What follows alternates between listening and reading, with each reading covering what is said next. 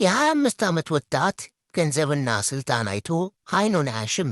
ዳኪዎስ ገዳዩ ተረስቶ ሰማዕቱ ቅዱስ መርቆሬዎስን መታሰቢያ እያደረግን ዛሬም ድረስ የምንዘክረው ገዳዮቹ ምንም አይነት የሚያንጽ ታሪክ ስለሌላቸው ነው። ሰማዕቱ ቅዱስ መርቆሬዎስ ግን ከዚህ ኃላፊ ጠፊ ዓለም ሹመት ሽልማት ይልቅ የማያልፈውን የማይጠፋውን ሰማያዊ ክብር መርጦ ስለ ክርስቶስ መንግሥት ሲል መከራ ተቀብሏል። በዚያ ክርስቲያኖች በታቱበት፣ አብያተ ክርስቲያናት በተዘጉበት፣ ቅዱሳት መጻሕፍት በተመዘበሩበት ዘመን ከአላውያን ነገሥታት ጋር ፊት ለፊት ተከራክሮ የክርስቶስን ሃይማኖት በዓለም ላይ ያስተማረ፣ በገዳዮቹ ፊት አንገቱን ለስለት ጀርባውን ለግርፋት የሰጠ፣ በጋለ ብረት ሰውነቱ እስኪቃጠል ድረስ የተደበደበ፣ በፈረስ ጅራፍ ታስሮ በየሀገሩ የተኮተተ፣ ይህ ሁሉ መከራ ይበልጥ ኃይል እየሰጠው መጋደልን አብዝቶ ገንዘብ አደረገ።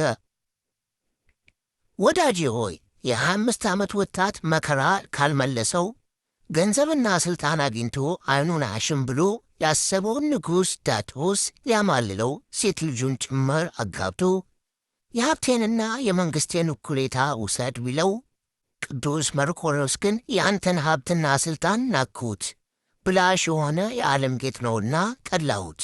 ይህ ሁሉ በእኔ ዘንድ እንደምንም ነው። እኔ ክርስቲያን ነኝ፣ እኔ የክርስቶስ ነኝ፣ እኔ የክርስቶስ እንደሆንኩኝ ፈጽማችሁ እወቁ እያለ ድምፁን ከፍ አድርጎ አሰምቶ ተናገረ። ንጉሡም ተበሳጭቶ በአንገቱ ላይ ድንጋይ አስሮ ወደ ቁልቁል እንዲሰቀል ካደረገ በኋላ በሰማዕትነት አንገቱን አስቀልቶታል። ከጌታችንም ዘንድ ቃል ኪዳን ተቀብሎ የድል አክሊልን ተቀዳጅቷል። ንጉሥ ዳኪዎስ ከጥቂት ዘመናት በኋላ በከፍተኛ ደዌ ታመመ። ሰውነቱም ተል ብቻ ሆነ። ምላሱም ካፉ ተጎልጉሎ በክፉ አሟሟት ሞተ። ይገርማል። ይህ ሁሉ ውጣ ውረድ ለዚህ ነው። ዛሬ የዳኪዎስ ስም አጠራሩ በውል አይታወቅም። ሰማዕቱ ቅዱስ መርቆሬዎስ ግን ዕለት ዕለት በጸሎት ስሙን እንጠራዋለን፣ በተሰጠው ቃል ኪዳንም እንማጸነዋለን።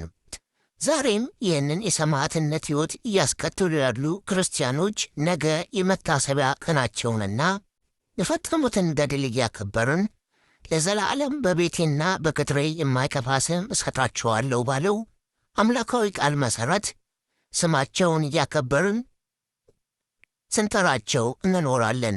ገዳዮቻቸውስ ነገ ትል ሆነው በሕይወትና በሞት መካከል ሲሰቃዩ የምናይበት ጊዜ ሩቅ አይደለም። ምክንያቱም እግዚአብሔር በመንግሥቱ አለና። የሰማዕቱ ቅዱስ መርቆሬዎስ በረከት ይደርብን።